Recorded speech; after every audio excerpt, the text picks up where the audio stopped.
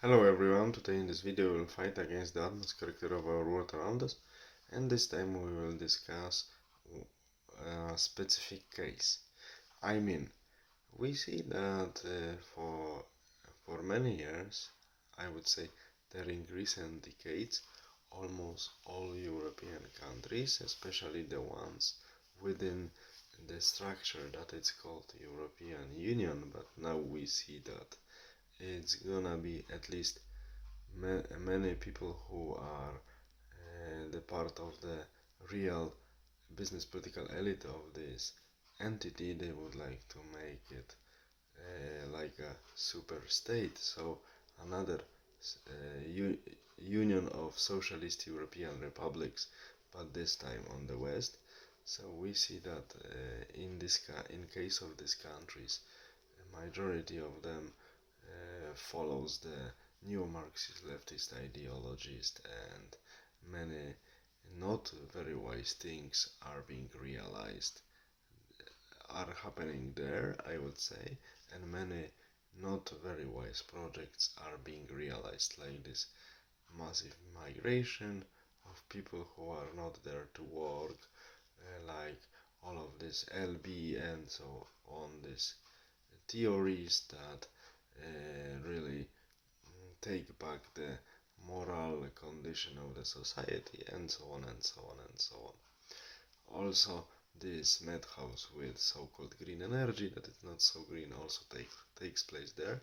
So majority of these countries are really under are really drowning in the ideological madhouse, but there are exceptions, like Hungary. Since 2010, this small country, about 10 million of people and not so big territory, is ruled by a guy and his followers who are doing everything to work for the interests of Hungary, and recently they won elections for the fourth time in a row. It's really, really, really rare when something like this in the so-called democratic parliamentarian system happens.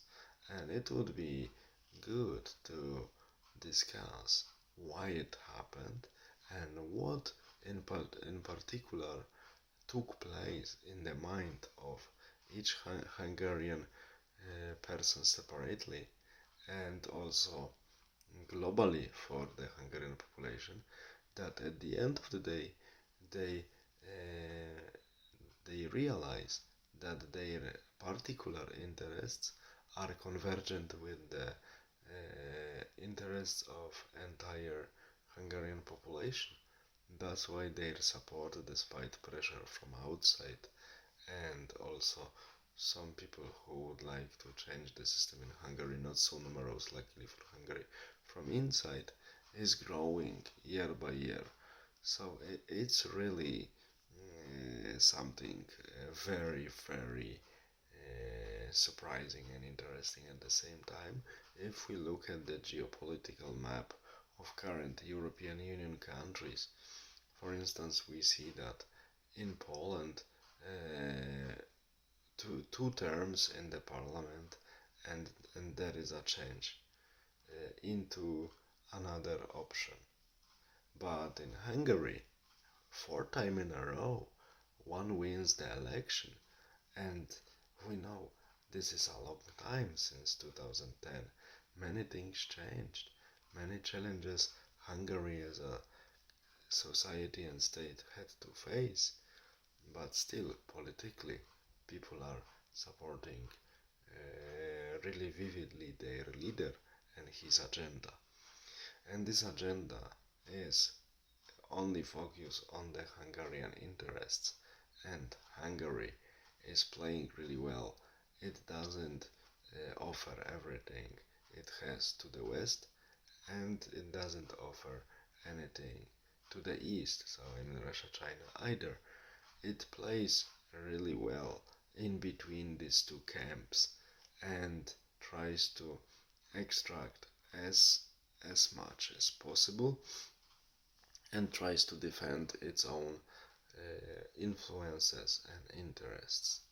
And and in my opinion, it is this politics in the case of Hungary is played as it should be played. That the interest of your country and society first, as one of the recent also leaders of the strongest Western country said recently in recent years, his country first. Yes, I am really happy that recently some representatives of the politics can say it loudly and openly in public, and some of them, like the leader of modern Hungary, can even fully realize this agenda, my country first.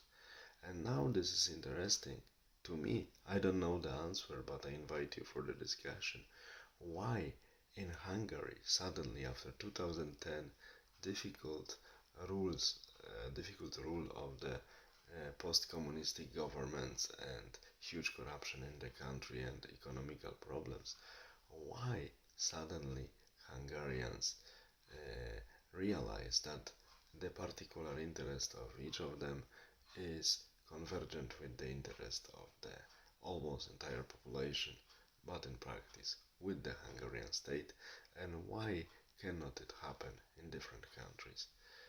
I really don't know, but one needs to admit that case of modern Hungary is really interesting and worth observing and worth studying.